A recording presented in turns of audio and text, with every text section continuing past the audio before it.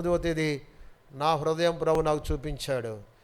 నేను వేషధారిని, ఘోర పాపిని ప్రభా, పేరుకు క్రైస్తవుని ప్రభా, నన్ను క్షమించుము, నన్ను నిజ క్రైస్తుడిగా చేయము అని నా పాపం ఒప్పుకున్న మోకాళ్ళ మీద ఆ రాత్రి మీటింగ్ వెళ్ళాను. మీటింగ్ అయిపోయింది. మీటింగ్ అయిపోయాక అందరూ వెళ్ళిపోతున్నారు. కొద్దిమంది మిగిలి ఉన్నారు. ఇంకా లైట్లు ఆర్పలేదు. వెస్ట్ గోదావరి భీమవరంలో సియోను ప్రార్థన మందిరములో అక్కడ మోకరించి నా పాపాలు ఒప్పుకున్నాను. నేను పాపిని ప్రభా అని ఒప్పుకున్నాను.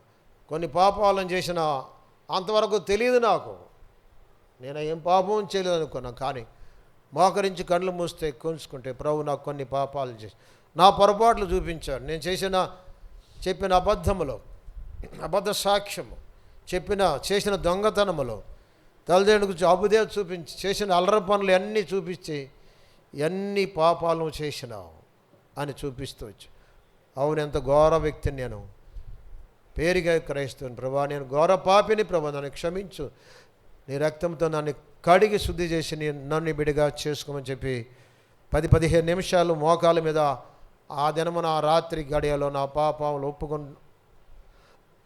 ఒప్పుకొనగా ప్రభు నన్ను క్షమించి ఆయన బిడ్డగా నన్ను అంగీకరించాడు, నాలో వచ్చాడు. ఆ దినము నేను మర్చిపోలేను.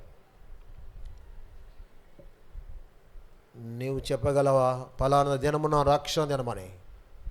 చెప్పలేకుండా ఉన్నట్టు పెద్దవారు